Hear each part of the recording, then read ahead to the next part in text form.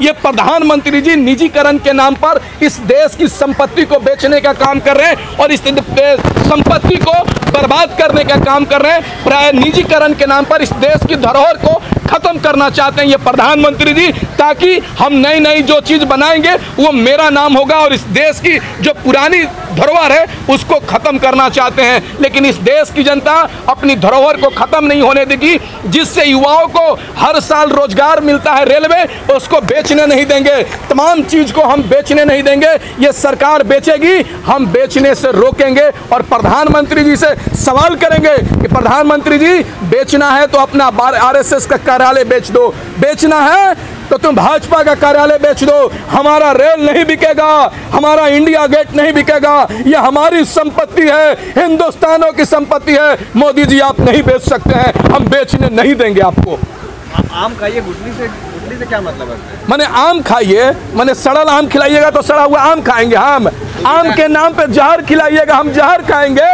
आम के नाम पे हमको पैजन का सुई दीजिएगा, हम पैजन का सुई लेंगे। प्रधानमंत्री जी निजीकरण के नाम पर, रोजगार के नाम पर, महंगाई के नाम पर हमको गुमराह करने का काम कर रहे हैं। इस देश के लोगों को ठगने का काम कर रहे हैं। मजबूत हो रहा शौकत जी। हाँ, देश इतना मजबूत हो रहा है कि चाइना हमारे देश में घुस रहा है। देश इतना मजबूत हो रहा है कि युवाओं को रोजगार चला जा रहा है। देश इतना मजबूत हो रहा है कि हमारा जीडीपी माइनस में धंस रहा है। अरे पाकिस्तान कांप रहा है। अरे पाकिस्तान का बात करते हैं, आपके जैसा चटलतार पत्रकार वो पाकिस्तान, हिंदुस्तान का तुलना पाकिस्तान से ही कराएगा। अरे पाकिस्तान की बात मत कीजिए पत्रकार महोदय। सुनिए, पाकिस्तान चंदे पे पलता है, इस बात को मानिए। हमारा हिंदुस्तान का तुलना अमेरिका से होना चाहिए, लंदन से होना चाहिए, पाकिस्तान से नहीं होना चाहिए। अरे पाकिस्तान की क्या बात करते हैं भाई? अरे देश सुरक्षित हाथों में है, नहीं तो चले जाइए अफगानिस्तान। अरे कौन जाए? मोदी जी को बयाना पड़ेगा अफगानिस्तान, हम नहीं जाएंगे। 15 अगस्त 1947 को आज़ाद हुआ, जिसको अफगानिस्तान जाना था चले गए। हम हिंदुस्तान में रहे और हिंदुस्तान में रहेंगे। मोदी जी को अफगानिस्तान जाना पड़ेगा, बांग्लादेश जाना पड़ेगा, मजबूत हाथ में। अरे आज़ादी के बाद से सबसे कमजोर कोई प्रधानमंत्री बना है तो जिसका नाम है नरेंद्र मोदी। हम उस टेलर को खोज रहे हैं, उस फीता को खोज रहे हैं जो प्रधानमंत्री के सीना 56 इंच नापा है। अरे इतना धांधली होता है भाई। 36 इंच का सीना को 56 इंच बताया गया है। हमको शेर दिखाकर बकरी दिया गया है, लोमड़ी दिया गया है। ये शेर नहीं, केवल शेर का खाल पहने हुए हैं और इस देश की जनता को ठगने का काम कर रहे हैं। बस केवल उनको जुमला देने से कोई सिवाय फायदा ही नहीं है भाई। राफेल दिया। अरे राफेल घोटाला, जितनी घोटाला किए हैं प्रधानमंत्री जी, किसी ने नहीं किया। औने पौने रेट में महंगी चीज को सामान खरीदने का काम किए हैं प्रधानमंत्री ने। अब देखिए, देश के लोगों को इन्होंने बहुत ठग दिया।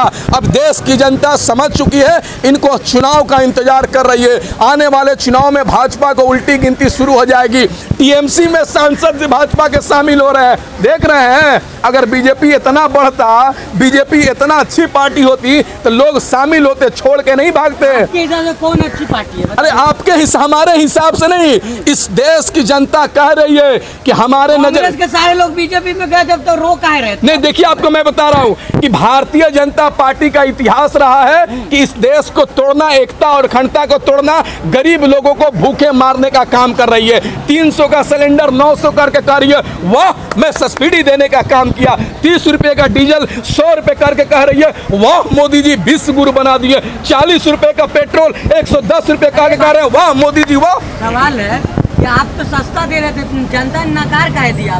नकारे कहाँ नकार दी? कहाँ नकार दी? अरे उत्तर प्रदेश के अंदर चुनाव हुआ, जिला परिषद का, पंचायत का, भारतीय जनता पार्टी हारी। दिल्ली एमसीडी का उपचुनाव हुआ जिसमें भारतीय जनता पार्टी हारी। दिल्ली में नगर पंचायत, पंजाब में चुनाव हुआ नगर पंचायत का जिसमें भारतीय जनता पार्टी चुनाव हारी। बंगाल में विधानसभा का चुनाव हुआ, बीजेपी हारी। रांची में विधानसभा का चुनाव, अरे बिहार में तो धांधली हुआ भाई। बिहार में जिस तरीके से प्रशासन तंत्र के माध्यम से सरकारी तंत्र को दुरुपयोग करके लोकतंत्र और संविधान को ताक पर रखकर विधानसभा का चुनाव जीता गया है। आप जाइए ना, डीएम को, एसपी को मुख्यमंत्री नीतीश कुमार फोन देते, हेलो मैं सीएम नीतीश कुमार बोल रहा हूं, आप कौन? डीएम साहब बात कर रहे हैं। इस विधानसभा सीट को बीजेपी को जिताना है, जदयू को जिताना है। इस तरीके से नीतीश कुमार ने धांधली करने का काम किया। सुशील मोदी, अरे किसकी बौखलाहट? बौखलाहट तो बीजेपी वालों को शुरू हो रही है।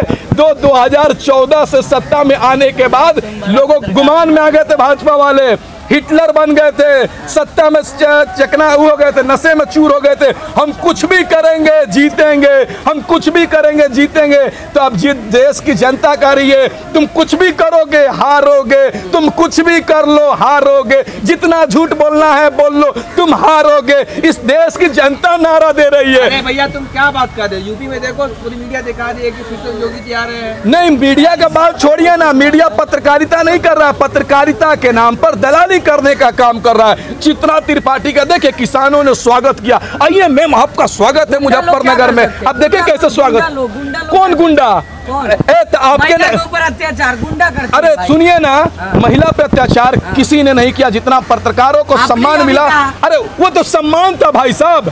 हाँ बिल्कुल। और गुंडागर्दी बोलते हैं, गुंडागर्दी तो भारतीय जनता पार्टी के लोग कर रहे हैं, जो महिलाओं को चूड़िया के खींचने का काम कर रहे हैं, दुपट्टा छीनने का काम कर रहे हैं, महिलाओं को, बहन बेटियों को गाली देने का काम कर रहे हैं। बहन का जब बलात्कार होता है तो परिवार से बिना पूछे आधी रात को अंतिम संस्कार करते हैं, जो हिंदू समाज के खिलाफ है, और कहते हैं गुंडागर्दी। गुंडागर्दी तो बीजेपी वाले कर रहे हैं। भारतीय जनता पार्टी का एक कार्यकर्ता एसपी को मारता है, उसको युवा का जिला अध्यक्ष बना दिया था। भाजपा वाले गुंडाई कर रहे हैं, हम कहाँ कर रहे हैं गुंडाई भाई?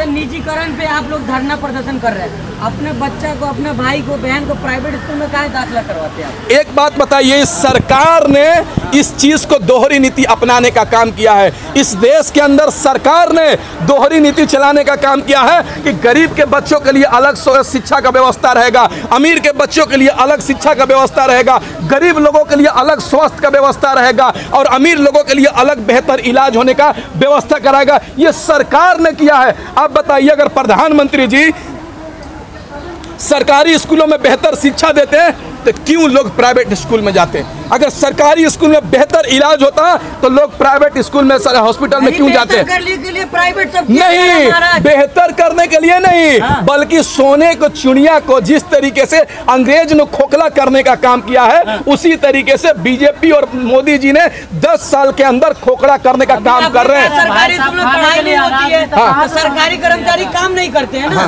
प्राइवेट किया जाएगा। एक बात बताइए पत्रकार महोदय, अगर सर में दर्द होगा तो हम दर्द का दवा खाएंगे कि गर्दन काट लेंगे? ये बताइए हमको। अगर कोई प्राइवेट नहीं, आप बताइए हमको, अगर कोई ऑफिसर काम नहीं करता है, कोई शिक्षक पढ़ाता नहीं है, कोई डॉक्टर बेहतर इलाज नहीं करता है, तो आपको उसको हटाने की जरूरत है, सस्पेंड करने की जरूरत है, ना ही कि व्यवस्था को खत्म करने की जरूरत है। देखिए, अगर व्यवस्था में कमी है तो प्रधानमंत्री जी व्यवस्था को दुरुस्त कीजिए, इस देश को मत बेचिए, इस संस्था को मत बेचिए, इस जो गरीब अमीर का जो कल्चर है उसको बांटने का काम मत कीजिए। आप बांट रहे इस देश को।